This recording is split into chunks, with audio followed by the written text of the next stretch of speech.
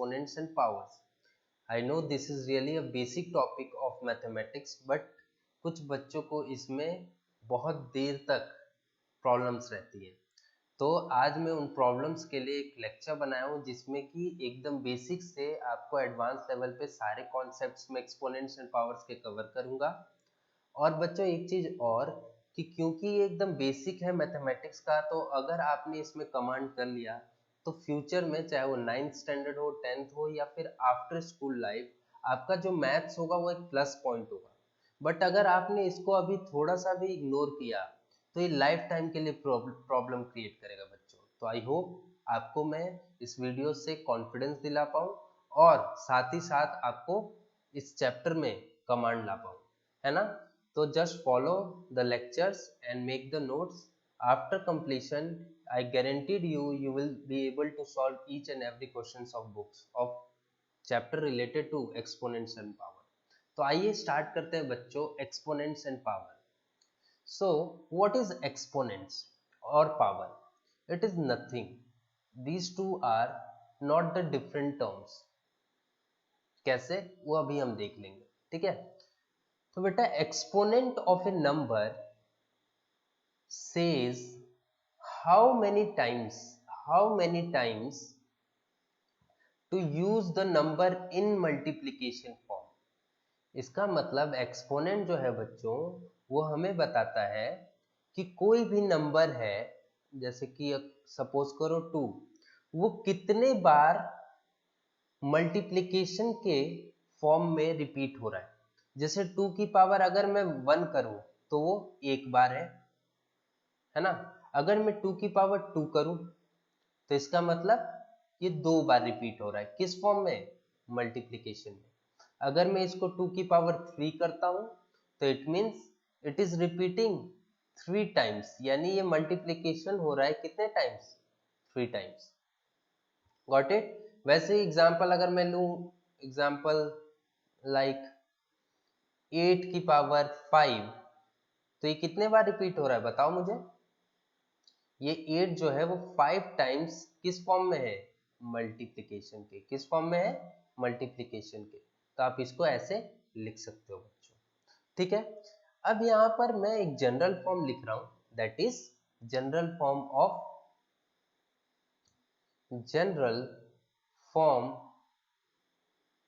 Of exponent. वो क्या है बच्चों? a की पावर x। क्या है? a की पावर x, जहां पर a जो होगा, a को क्या बोलेंगे? यहां पर लिखिए, a को बोलेंगे हम लोग बेस, और x को क्या बोलेंगे बेटा? x को बोलेंगे एक्सपोनेंट या तो पावर। दोनों इसीलिए मैंने कहा था कि सेम वैल्यू है। a जो है वो क्या है? बेस, और x जो है क्या है? एक्सपोनेंट। हमेशा याद रखना, या तो एक्सपोनेंट को ही क्या बोलेंगे? पावर। एग्जाम्पल में देखें तो अगर एग्जाम्पल में देखो बच्चों, तो यहां पर अगर मैं कहूं 4 की पावर 6, तो यहां पर जो बेस है वो बेस क्या है? Base is 4। क्या है? बेस इज 4, और 4 की पावर जो हम बोलते हैं ना, 4 की पावर या 4 का एक्सपोनेंट क्या है? ये 6।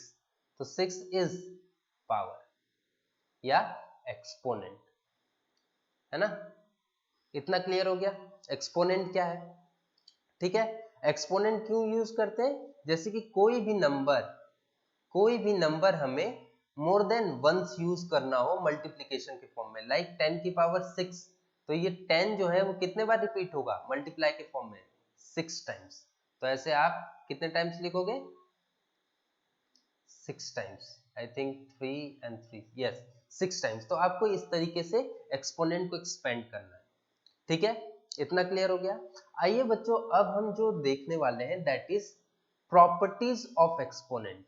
सपोज करो, और ये प्रॉपर्टीज पढ़ना इंपॉर्टेंट क्यों है वो अभी देख लेते हैं। जैसे अगर एग्जांपल में लेता हूं, यहाँ पर 5 की पावर 2, तो आप लिख दोगे 5 into 5, ठीक है। 5 की पावर 3 में आप क्या लिख दोगे? 555 मल्टीप्लीकेशन। लेकिन अगर मैं कहूं 5 की पावर 50, तो आप थोड़ी ना इसको ऐसे लिखते चलोगे, है ना, 50 टाइम्स नहीं लिखोगे।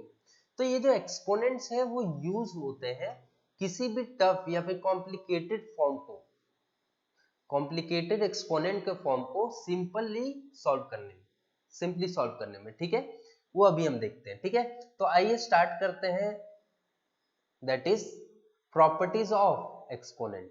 क्या बेटा? Properties of exponent,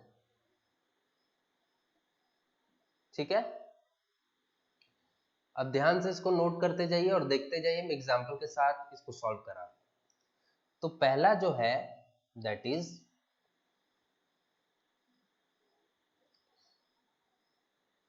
A m into a n, ठीक है।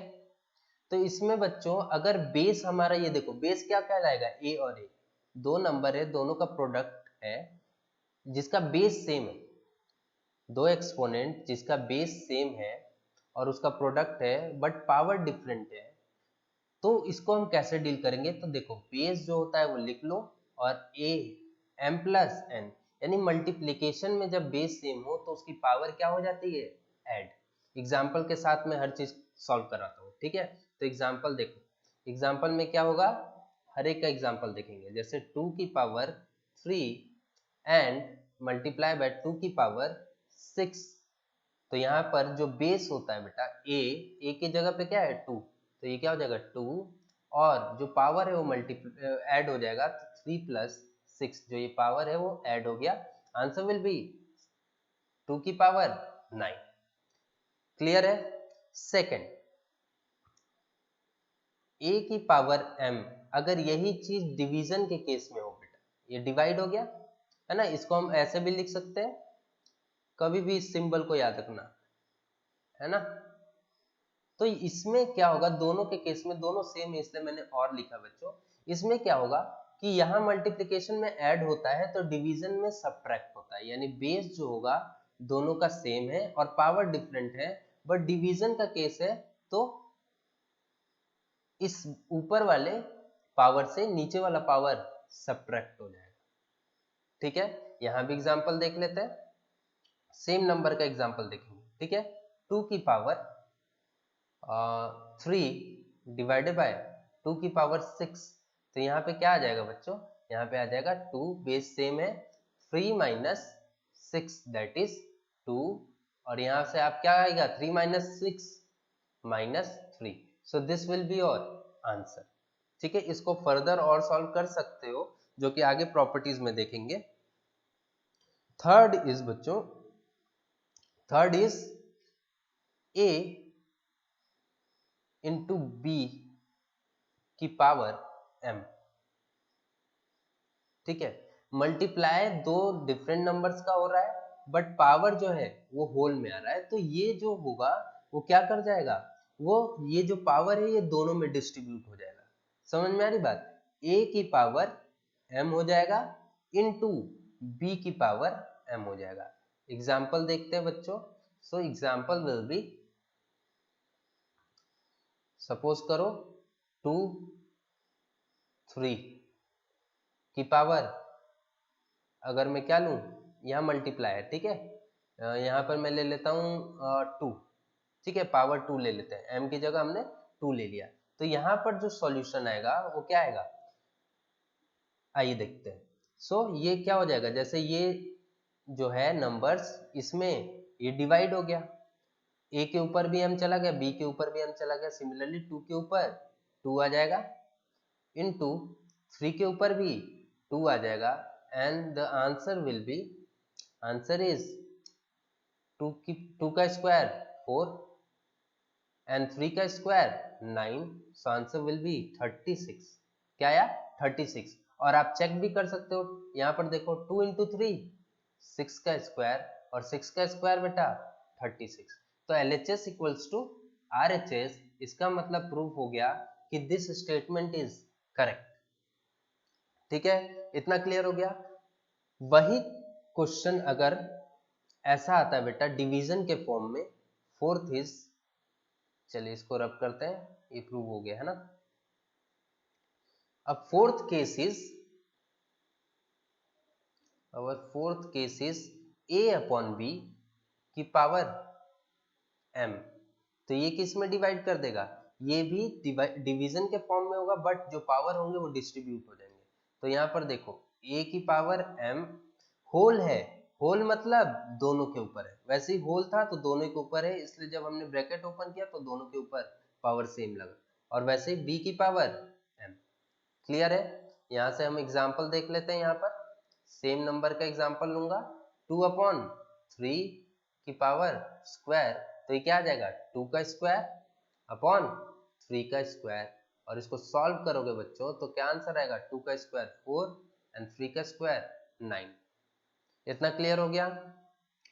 ठीक है, नेक्स्ट देखते हैं फिफ्थ। किसी भी नंबर का पावर जीरो, किसी भी नंबर का पावर जीरो हमेशा जो आंसर देगा बेटा वो 1 देगा। क्या देगा? 1। एग्जाम्पल आप कोई भी ले लो, एग्जाम्पल्स आप कोई भी ले सकते हो। 10 की पावर जीरो कितना देगा? 1। 5 की पावर जीरो भी 1 देगा। कुछ लोग को जीरो लगेगा लेकिन हमेशा ये 1 देगा। 1 की पावर भी जीरो 1 देगा, 1 की पावर भी जीरो 1 ही देगा। समझ में आई बात? 12 की पावर जीरो भी 1 देगा, 1 मिलियन की पावर जीरो भी 1 ही देगा। बात क्लियर है? ये बहुत ही इंपॉर्टेंट है।